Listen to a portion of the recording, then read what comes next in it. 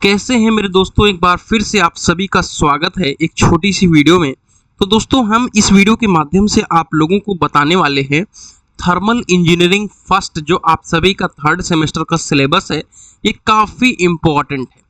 ठीक है, क्योंकि ये आपके प्लेसमेंट के प्रोस्पेक्टिव से मोस्ट इम्पॉर्टेंट है थर्मल इंजीनियरिंग, और आपके नॉलेज और आपके इंजीनियरिंग कैरियर के पॉइंट ऑफ व्यू से इम्पोर्टेंट है। लेकिन हम बात करने वाले हैं बीटीयूपी के पॉइंट ऑफ व्यू से कि आप सभी को इसमें क्या क्या पढ़ना है और इसमें इम्पोर्टेंट टॉपिक्स क्या क्या हैं। तो चलिए बिना देरी किए अपनी इस वीडियो की शुरुआत करते हैं। ये वीडियो अपने पेड बैच के बच्चों के लिए समझाने के लिए है। ठीक है, तो आप सभी यहाँ पर देखेंगे तो फंडामेंटल कॉन्सेप्ट है। अब फंडामेंटल कॉन्सेप्ट में सबसे ज़्यादा क्या पूछा जाएगा, जितने भी आप सभी के प्रोसेस ये दिख रहे हैं, चाहे आपका थर्मोडायनेमिक्स स्टेट हो, सिस्टम हो, बाउंड्री हो, सराउंडिंग, ये देखिए ऑलरेडी थर्ड सेमेस्टर में चलता था जिसका नाम था थर्मल इंजीनियरिंग। ठीक है, आज भी थर्मल इंजीनियरिंग फर्स्ट के नाम से। इसमें अगर कोई लॉन्ग क्वेश्चन आएगा तो वो आएगा जीरोथ लॉ ऑफ थर्मोडायनेमिक्स। ठीक है, क्या आएगा मेरे प्यारे बच्चों, जीरोथ लॉ ऑफ थर्मोडायनेमिक्स आएगा। और छोटे छोटे साइज जितने भी हैं सब किसी में से कुछ भी आ सकता है, चाहे वो क्वासी स्टैटिक प्रोसेस आ जाए, चाहे रिवर्सिबल, इरिवर्सिबल, होमोजीनियस, आपके थर्मोडायनेमिक सिस्टम, ये ज़्यादा पूछा जाता है जिसमें से आपको क्लोज, ओपन, आइसोलेटेड और एडियाबैटिक, ठीक है, ये सारी चीज़ें आपको आनी चाहिए। बाकी सिस्टम, सराउंडिंग, बाउंड्री, इन सब की डेफिनेशन बहुत इजी है, ज़्यादा से ज़्यादा 1-2 घंटे के अंदर ही आप तैयार कर पाओगे। नोट्स के अंदर तो सारी चीज़ें मैंने मेंशन कर रखी।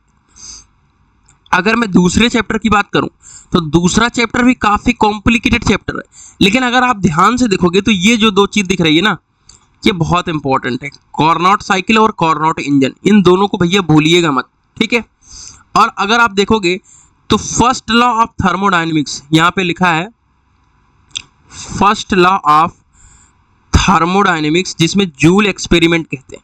ठीक है, ये आपको बिल्कुल अच्छी तरीके से तैयार रहना चाहिए। और केल्विन प्लांक का स्टेटमेंट एंड क्लासियस स्टेटमेंट भी 2 नंबर में पूछा जा सकता है। ठीक है, और ये जो Boyle's law, gas law, Charles law है, गै-लुसाक लॉ है, ठीक है, इन सबको तो आपको आना चाहिए। लेकिन हम इंपॉर्टेंट टॉपिक्स की बात कर रहे हैं तो आप सभी को अच्छी चीज़ें आनी चाहिए। इसमें यूनिट 3 जो आप सभी देख सकते हैं, इनमें छोटी छोटी डिफिनेशंस आप सभी के हैं और एक छोटे न्यूमेरिकल्स आ सकते हैं, लेकिन छोटी छोटी डिफिनेशंस हैं, क्योंकि आप जितना कवर कर पाओ बहुत अच्छी बात है।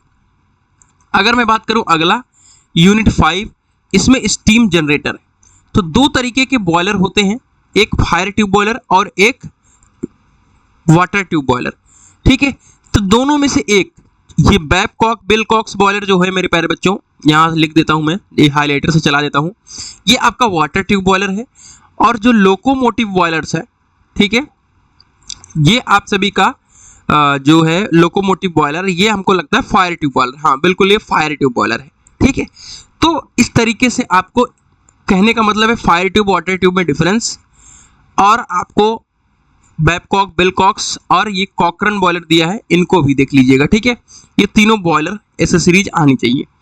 यूनिट नंबर 5 आता है, इसमें स्टीम टरबाइन के बारे में दिया गया है। पहले नंबर तो आप सभी को टरबाइन के वर्किंग प्रिंसिपल को पता होना चाहिए, working principle of D level turbine, ये चीज सबसे ज़्यादा इंपॉर्टेंट है।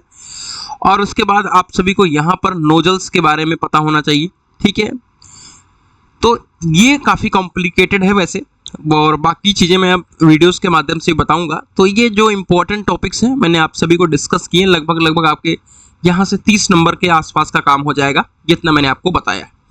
तो चलिए इसके बाद भी आगे इंपॉर्टेंट क्वेश्चन आप सभी को देंगे। तो मिलते हैं एक नई इन्फॉर्मेटिव वीडियो के साथ, तब तक के लिए take care, love you all.